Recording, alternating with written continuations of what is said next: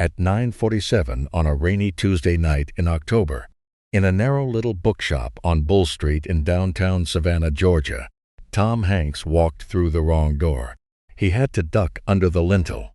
He was carrying a broken typewriter against his chest, the way a man carries a child with a fever, and the woman who would, in 17 minutes, fix the part of it that nobody else in that whole city could fix, was at that exact moment counting the day's cash drawer and thinking about whether to tell her 9-year-old daughter the truth about the summer workshop.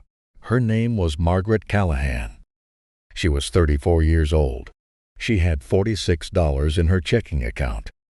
By breakfast time the next morning she would be fired, and by lunchtime she would be sitting in a private parlor on the second floor of the Marshall House Hotel across from one of the most famous men in America, listening to an offer that did not sound real. By Saturday she would understand why he had walked into her shop instead of any of the other 4 places that had refused him that night. By Christmas, the man who fired her would be living alone in a 1-bedroom apartment on Wilmington Island with the lights off, trying to remember exactly which sentence in which conversation had been the one that broke his life in half. This is the story of that week. Margaret Callahan, who answered to Maggie and only to Maggie, worked the late shift at a shop called Hawthorne & Sons Booksellers. The shop was wedged between a praline candy store and a tailor who had not changed his window display since 1998. The original owner, Walter Hawthorne, had died 9 months earlier and left the business to a holding company in Atlanta that did not love books. They loved spreadsheets. They loved liability exposure. They had hired a district manager named Douglas Pemberton to bring the shop in line. And Douglas Pemberton, you should know, was very good at his job. Maggie did not love spreadsheets. Maggie loved the back room. In the back room of Hawthorne & Sons, behind a heavy oak door with a brass plate that read "Repairs by Appointment," sat 3 wooden workbenches and a toolbox that had belonged to her father.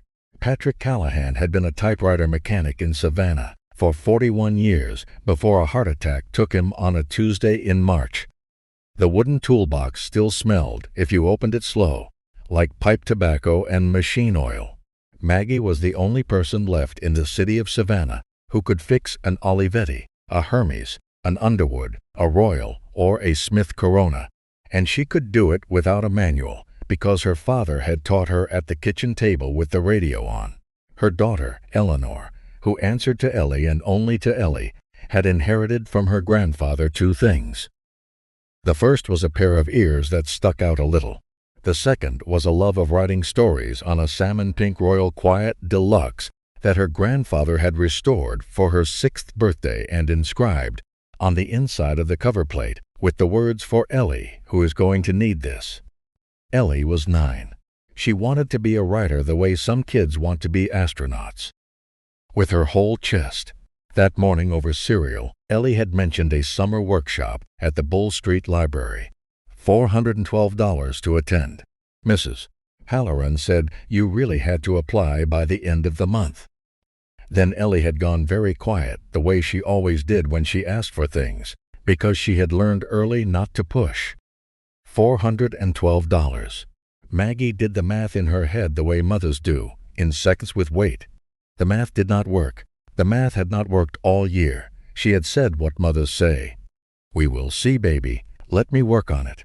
What Maggie did not yet know was that by Saturday afternoon, $412 would be the smallest number in her life.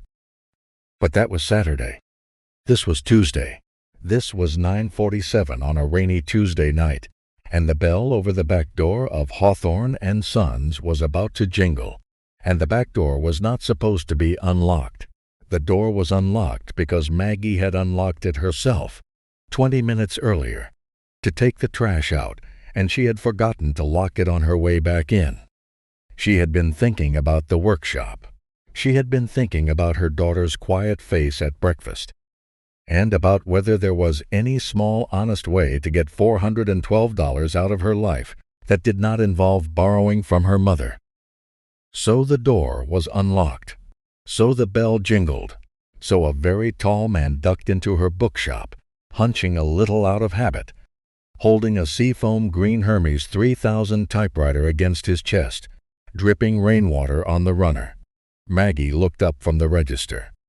The first thing she registered was the size of him. The second thing she registered was the cap. It was a faded Navy Cleveland Indians cap from a long time ago, soft from washing. The third thing she registered was that she knew this face. She knew it the way you know an old uncle's face in a photograph. She did not in that first second place it. She would in about 90 seconds. "I am so sorry," he said. His voice was deep and a little hoarse and apologetic. "I saw the light through the window. The gentleman at the cigar shop next door told me you do repairs. I tried the front, but it was locked. The back was open. I should not have come in. I will go." He turned to leave. Maggie looked at the typewriter. The carriage was jammed off-center. One of the type bars was bent like a finger that had been broken and badly set. The paper bail was missing entirely. She could see all of this from 6 feet away in bad light, the way her father could see a chipped escapement screw from across a room. The Hermes was a beautiful little machine. Someone recently had been very rough with it. "Hold on," she said. He paused with one hand on the doorframe. "What happened to her?" Maggie said, nodding at the Hermes. "Not what happened to it. What happened to her?" He noticed. "She fell off a hotel desk," he said. "It was my fault. I had her open and I turned around too fast and I knocked her clean off." He looked down at the machine cradled in his arms, and his face did something that Maggie would remember years later. "I have had her since 1978. I was just hoping somebody in this town would not throw her away." "Bring her here," Maggie said. "Set her down. Easy." She did not know why she said it. She had a closing checklist. She had a daughter at home with her mother in a duplex 12 minutes away. She had a manager named Douglas Pemberton who watched the back camera footage every single morning with his coffee and printed out timestamps in red felt tip marker. She said it anyway. There are some things a Callahan does not let walk out the door. She cleared a space on the back counter. He set the Hermes down with both hands, the way you set down something that matters, and then he stepped back like a man who had just dropped his child off at kindergarten. Under the bare bulb of the workbench lamp, she got her first real look at his face. It was older than she had thought, maybe late 60s. The face was lined the way faces line when you have spent a long lifetime trying to be decent about things. It was a famous face. She placed it. She did not say anything. She had served plenty of famous men in Savannah over the years, lawyers and senators on holiday with their wives, and she had noticed a long time ago that the ones who deserved to be left alone were the ones who walked in alone and dressed wrong and looked tired. She picked up her father's pliers. "I am Tom," he said quietly after a moment. "I sure appreciate this." "Maggie," she said without looking up. She bent over the Hermes. For the next 17 minutes, in a shop that smelled like old paper and rain, on Bull Street in downtown Savannah, Georgia, Tom Hanks watched a single mother named Margaret Callahan straighten a bent-type bar with a pair of 40-year-old pliers, free a jammed escapement with the thin end of a folded pocket knife, and bring his mother's typewriter back to life. He did not check his phone. He did not say a word for the first 9 minutes. He just sat on the wooden stool by the window and watched her hands and breathed slowly. The only sounds in the shop were the rain on the tin awning out back, the faint click of metal on metal, and the slow hum of the old radiator in the corner. Then, very quietly, he asked her a question. "That pink Royal Quiet Deluxe in the front display window," he said, "with the kid's name scratched into the side panel. Whose is that?" Maggie did not look up. "My daughter's," she said. "Tell me about her." Maggie kept working. She was tightening the escapement screw a quarter turn. She did not know in that moment that she was about to make a small decision that would change her family's life for the next 20 years. The decision was whether to answer him. She answered him. "Her name is Eleanor," she said. "We call her Ellie. She is 9. She writes stories. She is going to be a writer. She does not know that yet, but I know it." "What kind of stories?" Tom said. "The honest kind," Maggie said. "She still has the part where you can write the honest kind and not be afraid of it. I am hoping she keeps that part." Tom Hanks, sitting on a wooden stool in a back room in Savannah, with his mother's broken typewriter on the counter in front of him, looked at this woman for a long, quiet moment. He did not say anything. What he was thinking he would tell her later was this: 6 years. 6 years of looking. 4 interview rounds in New York. 11 candidates flown to Los Angeles. 3 different consulting firms. And a woman in a bookshop on Bull Street, on a rainy night, at 9:50-something at night, fixing his typewriter for a stranger, said the sentence he had been waiting 6 years to hear. "She is going to be a writer. She does not know that yet, but I know it." What he said out loud was, "Would you mind testing her now?" Maggie rolled in a sheet of bond paper. She typed the quick brown fox jumps over the lazy dog.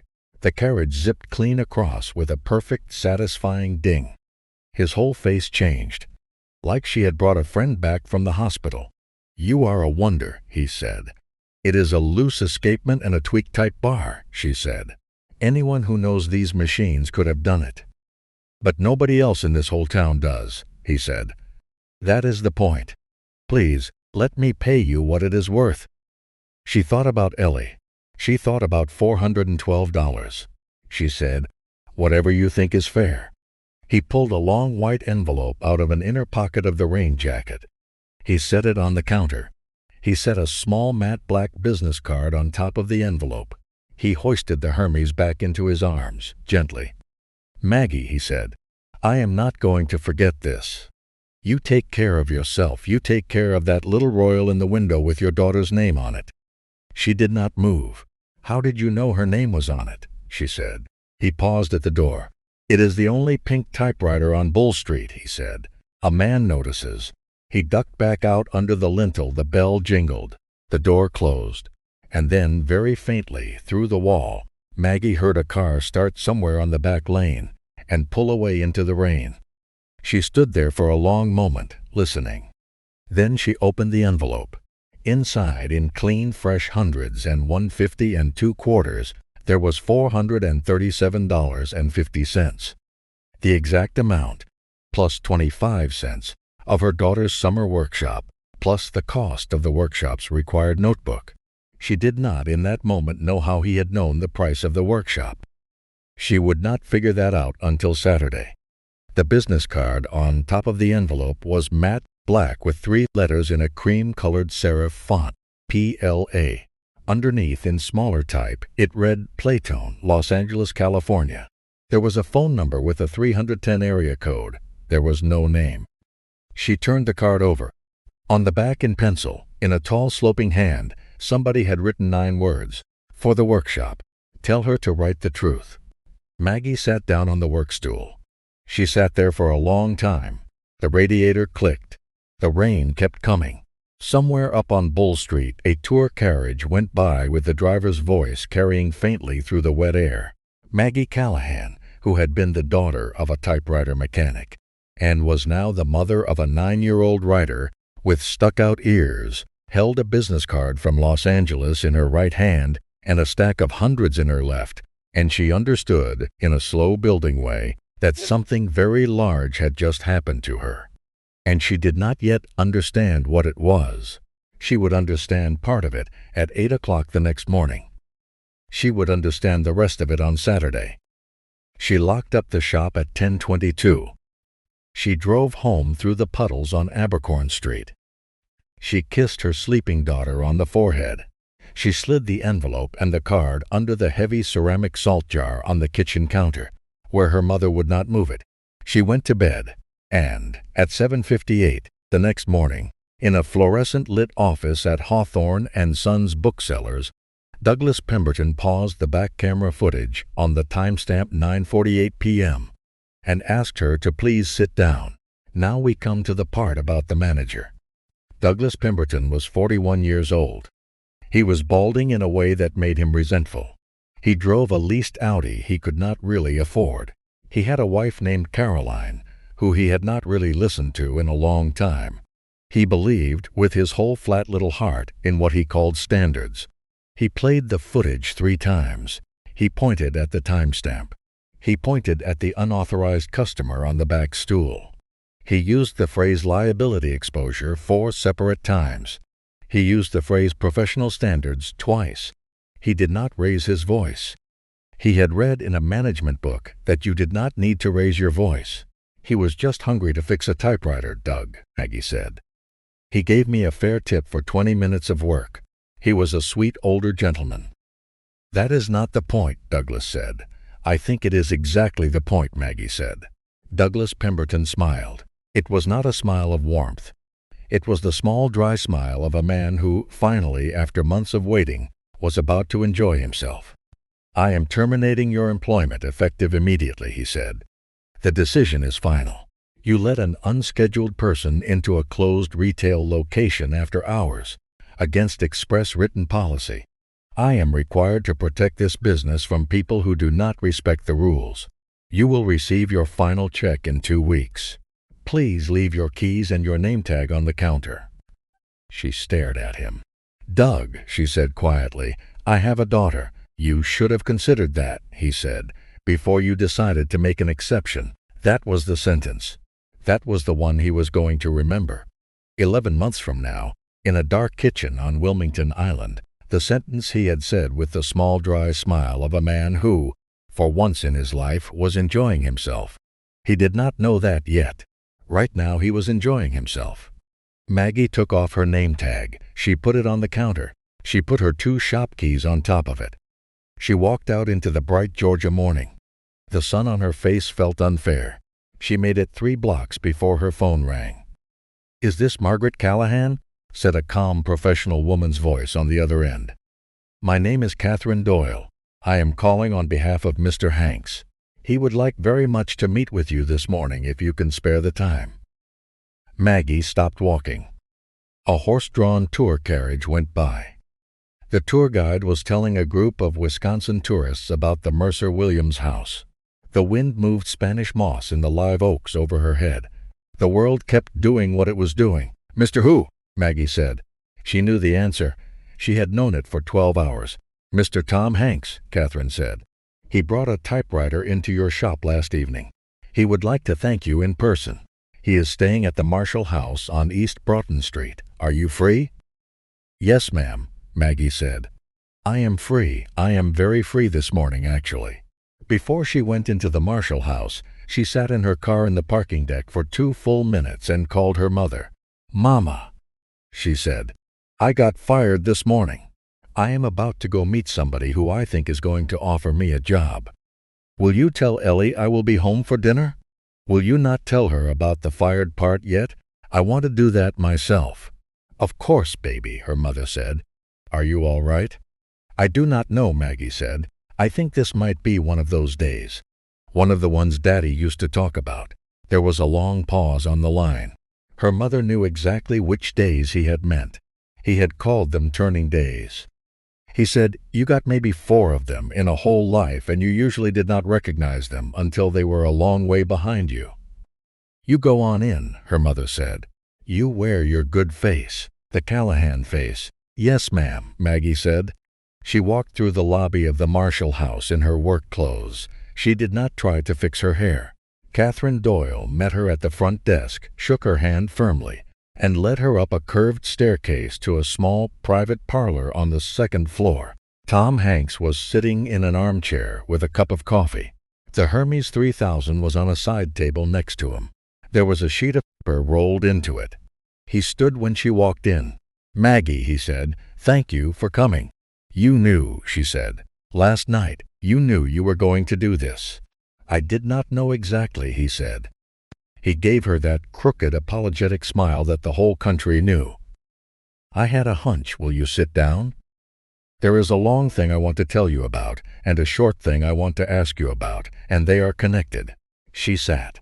The long thing took 38 minutes. The short thing took 12 seconds. The long thing was this. 6 years ago, Tom Hanks and his wife had quietly founded a literacy initiative called the Hanks Storytellers Project. It funded writing workshops for kids in 7 southern states. It was small, intentionally, because they wanted to do it right. For 2 years they had been looking for the right person to run a regional chapter, and every consulting firm in New York and Los Angeles kept sending them MBAs who had never read a novel for fun. He had come to Savannah for a film. He had broken his mother's old typewriter in the hotel like a clumsy person. The hotel concierge had called 4 repair places. The first one had told him to come back Monday. The second one, a chain on Abercorn, had told him to throw the Hermes away and buy a new machine. The third one had laughed at him through the front door because they thought the call was a prank.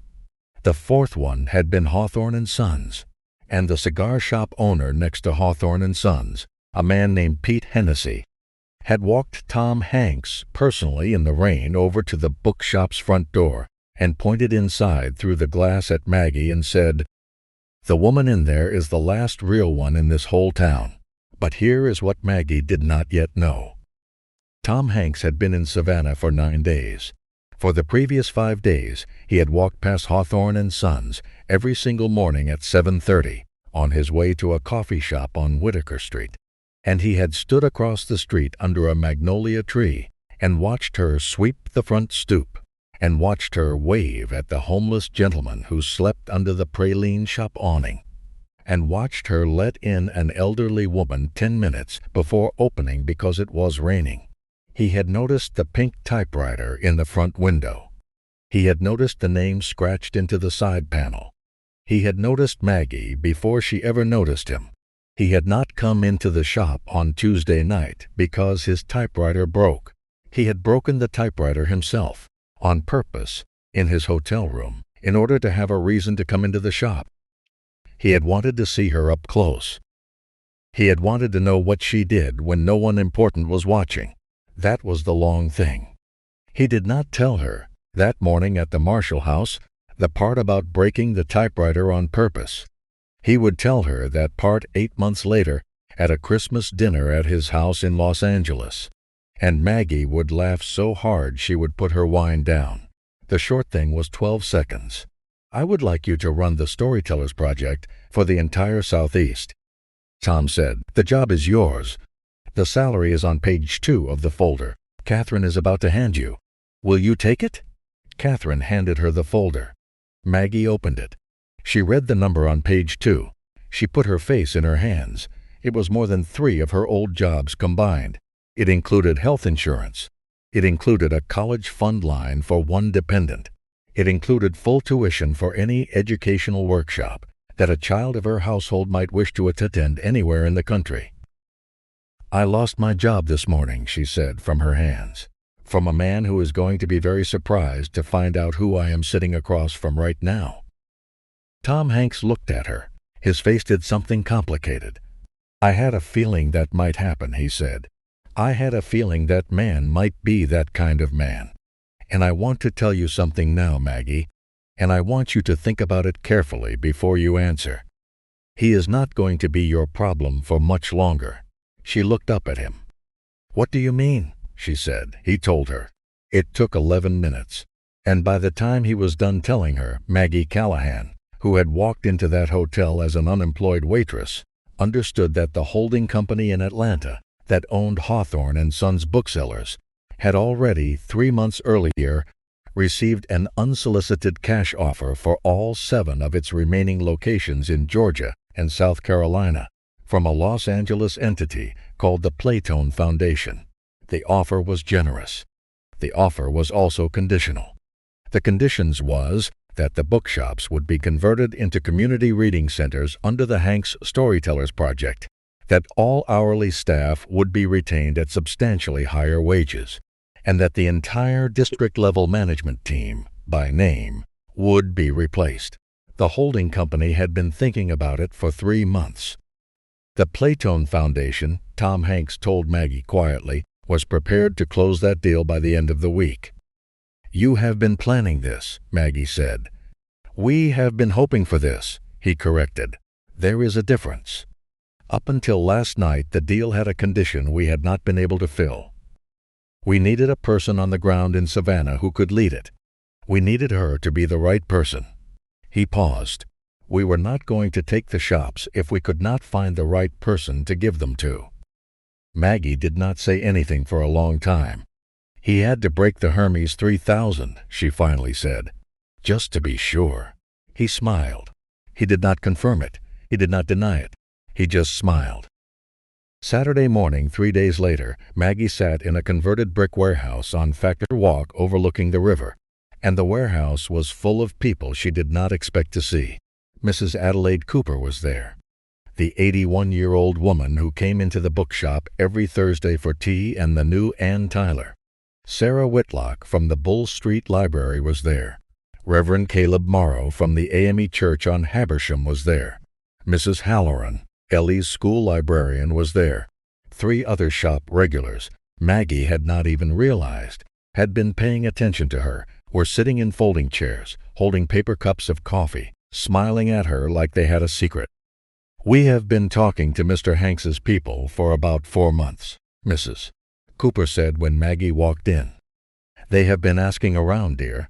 They wanted to know what kind of woman you were when nobody important was looking. Now you know what we told them." Maggie sat down hard. "Why?" she said. "Because, dear Mrs. Cooper said, "you never made any of us feel small. Not one single time."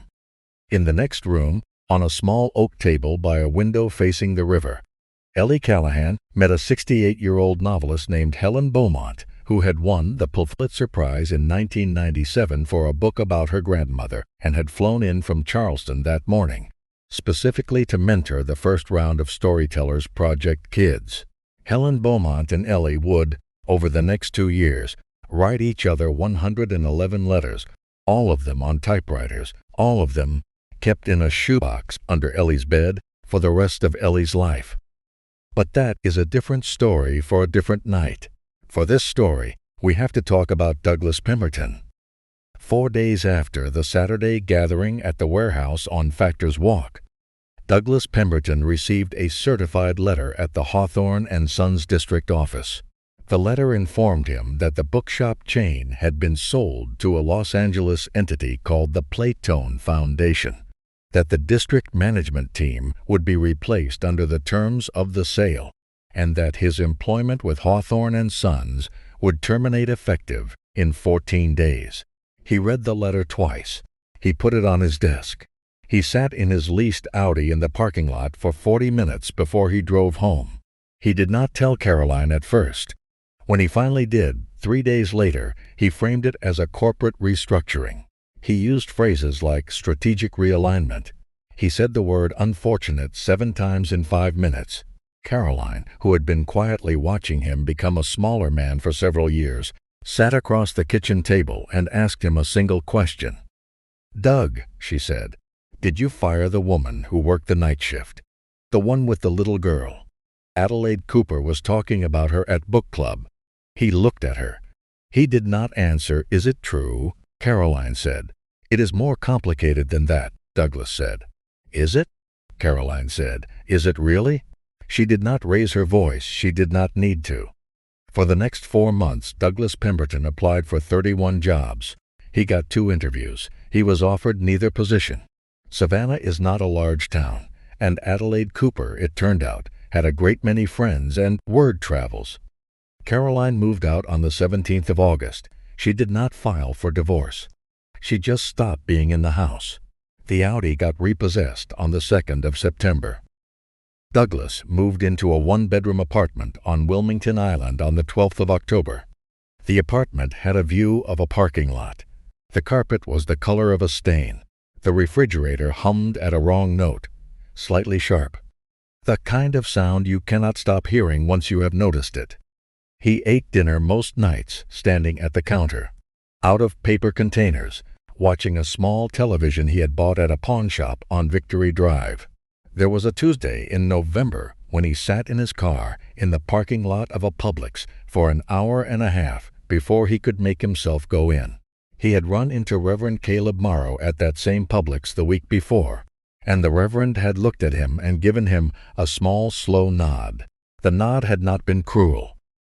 The nod had been something worse than cruel. It had been the nod you give a man you no longer feel the need to be angry at. Douglas did not apologize. Not for a long time, he told himself, over and over. in the small hours of the morning, that he had followed the policy. He had done what he was supposed to do. He had protected the company. The policy was the policy. He sat with that in the dark because that was the only blanket he had. He was waiting for something. He did not know what. A year and 4 months after Maggie Callahan was fired, the Hanks Storytellers Project opened its second regional center in a converted feed store in a small town outside Macon. Maggie stood at a wooden podium in front of a packed room. Ellie, 11 now, sat in the front row in a pale yellow sundress, holding a notebook on her lap. Helen Beaumont sat next to her. Tom Hanks was directing a film in Oregon and could not come, but he had sent a long handwritten letter on Playtone stationery, and Maggie was about to read 3 lines from it aloud. Before she did, she looked out at the room. In the back row, in a gray jacket that had seen better days, alone, was Douglas Pemberton. He had not been invited. He had read about the opening in the local paper and had driven down 212 miles because something in him, after 14 months of telling himself in the dark that he had followed the policy, had finally said, "Get in the car." Maggie saw him. He saw her see him. Neither of them did anything about it. She read the letter. Then she set the letter down and spoke for about 11 minutes. She talked about her father. She talked about typewriters. She talked about the night her grandfather had repaired the salmon pink Royal for her daughter and had inscribed inside the cover plate the words for Ellie, who is going to need this. She talked about the difference between rules that protect people and rules that protect a man's job from people. And she said, "The world is full of folks who will tell you those are the same rule. They are not. They have never been." In the back row, Douglas Pemberton heard that sentence, and he closed his eyes for a moment. He had heard it before. He had heard it from Caroline, in slightly different words, on the morning she had finally left, and he had not understood it then, because he had not yet been ready. Sitting in a converted feed store in a town outside Macon, 173 miles from home, with no job and no wife and no Audi and no excuse left to hide behind, he heard it again. And this time he understood it. A thing happened inside his head. It was very small. It was just one sentence inside his own head, with no one else to hear it. I was wrong, he thought, about all of it. That was all. He did not stand up and confess. He did not write a letter that night. He just sat there in the back row with the sentence in his head and let it be true. He let it be true, the way you let an alarm clock ring all the way through in the morning, even when you do not want to get up. He let it be true. When the speech ended, Maggie saw him stand up to leave. Their eyes met across the room. She did not smile. She did not glare. She gave him one small nod, the kind you give a stranger at a funeral. And then she turned back to her daughter. He walked out of the feed store into the late Georgia afternoon. He drove the 212 miles back home to Wilmington Island. He did not turn the radio on. He sat in his small dark kitchen that night, with the refrigerator humming its wrong sharp note, and he opened a yellow legal pad, and at the top of the first page he wrote, "Dear Caroline, I have been thinking about what you asked me at the kitchen table last spring, and I owe you an answer." He did not finish the letter that night. He finished it 3 weeks later. He mailed it on a Thursday. Caroline read it twice. She did not write back, not for a long time, but she folded it carefully and she kept it in her dresser drawer, which was more than he had any right to ask, and which he had the wisdom, finally, not to ask. That was the punishment in the end. Not the firing, not the Audi, not the apartment with the parking lot view. It was the long, quiet wait of knowing. Ellie Callahan went to the Young Writers' Workshop at the Bull Street Library this summer after her mother started the new job. The foundation paid for it. She wrote a story that week about a typewriter that traveled across the country in the back seat of a green station wagon, fixing itself on the way. Helen Beaumont, when she read it, did not say a single word for almost a minute. Then she said very quietly, "Oh, Ellie, oh, sweetheart, keep that one." 3 years later, when Ellie Callahan was 14, she published her first short story in a small literary magazine out of North Carolina. The byline read E.P. Callahan. The P stood for Patrick, after her grandfather. The story was about a tall stranger in a rain-soaked cap who walked into her mother's shop one night and saved them both by needing to be saved himself. She did not use anybody's real name. She did not need to. The truth of a story her mother had told her once is not in the names. The truth of a story is in whether you would walk through that door again, knowing what it would cost you, knowing what it would give you, whether you would still do it. Margaret Callahan, who had grown up in a duplex on the west side of Savannah, who had buried her father young, who had been fired for fixing a typewriter on a rainy Tuesday night, knew her own answer to that question. She would. Every single time. She would. Thank you for sitting with this story. If you have ever quietly done the right thing when nobody important was looking, or if somebody once did it for you, would you tell me about it in the comments? Tell me where you are watching from. Tell me their name if you remember it. The world keeps these stories the way Maggie's father kept his tools, in a wooden box in a back room, and the only way they stay alive is if we hand them to each other. Be kind tonight. Somebody is watching, in a quiet way, who you will be very glad later that you were kind in front of. Take care of yourselves.